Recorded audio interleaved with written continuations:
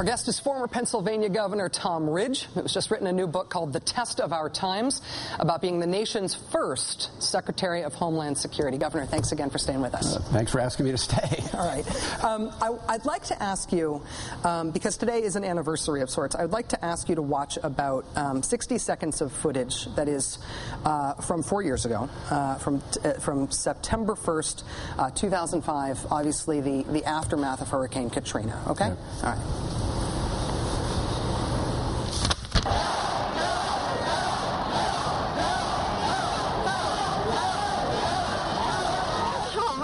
He's not waking up very easy. I am not. This is not about low income. It's not about rich people, poor people. It's about people. We're suffering here with no water. Yeah, I fought my country for years. Look at the predicament, man. I can't go back to my own house in New Orleans East.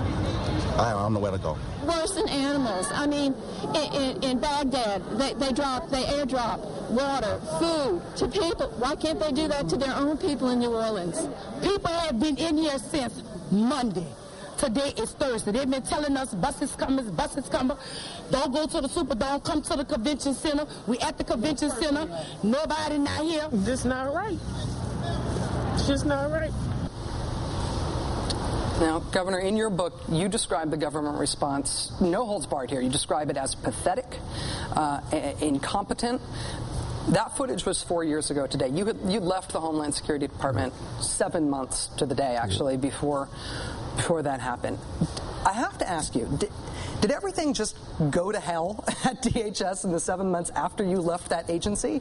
Or do you think that you bear some responsibility for Homeland Security just failing the country so catastrophically after Katrina? Well, I guess if you want to send some responsibility my way, I would have to accept it. I think my team left in place some procedures and protocols that were ultimately used, but had they been used before, I think would have minimized the heartbreak associated with a total incompetent response at government at all levels. I mean, I think the federal government naturally shares some of the blame, but the federal government didn't put everybody in that Superdome. The federal government didn't keep the buses in the parking lot, not evacuate people. The federal government didn't fail to call out the National Guard. So there's enough culpability there.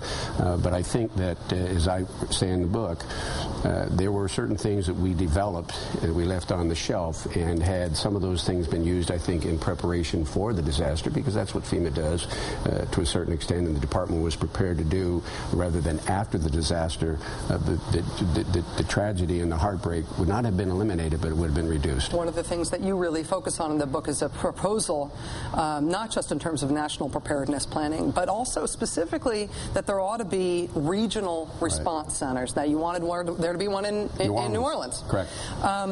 That doesn't seem to be the lesson learned by the rest of people in the federal government. That hasn't happened since.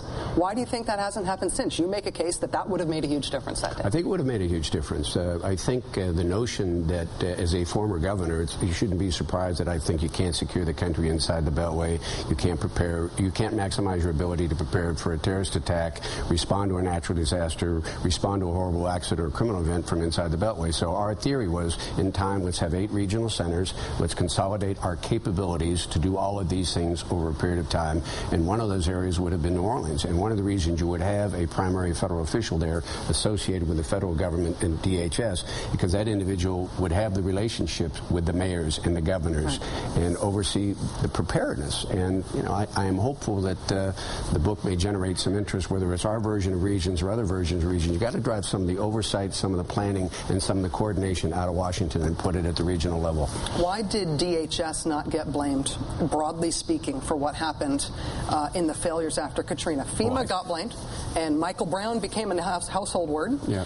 His name became a household name, but the Department of Homeland Security, both yourself having left 7 months before, and Michael Chertoff having been there, even as a person, Chertoff specifically, being sort of blamed in some of the congressional after-action reviews as to what went wrong, didn't end up becoming part of the legacy of the agency as a whole. It all came down on FEMA. Why do you think that is? Well, I think think the primary responsibility to respond to this event was FEMA, but as you pointed out, and I appreciate you championing the Coast Guard, it's probably one of the most underappreciated, under-resourced, multitask organizations in the federal government. They did come to the rescue, and I think, again, there was enough blame to go around, and we'll never be able to, it kind of undermined the confidence of the people generally in the federal government, I think, frankly, in the state and the local government. There's some culpability there, but I think the most important thing in the aftermath of such a tragedy is there were lessons learned. FEMA did make significant changes afterwards, and I do believe that in the event that would happen again, remember, this is almost biblical. This is almost biblical in proportion. Nobody ever anticipated, but we did have a plan on the shelf that said if there's something happened that overwhelmed the capability of FEMA and the state and local governments to deal with it, you could go to this plan. Well, they went to it after the incident happened rather than beginning to implement before. That shelf was not that Superdome, though, and that is this is one of the great American tragedies of the life of our country. No question about it. We have to take one more quick commercial break. When we come back, if you don't mind, I would like to ask you about something that you write about, I think, in a pretty moving way in the book, about things that you said about Iraq, linking the issue of Iraq to Homeland Security. You say some criticism that you took for that was deserved, and you have some reflections on that. I'd love to be able to talk to you about that if you have just another moment. If you don't mind, I don't. Governor Tom Ridge is our guest. He's the former governor of Pennsylvania. He is the former Secretary of Homeland Security. His new book is called The Test of Our Times.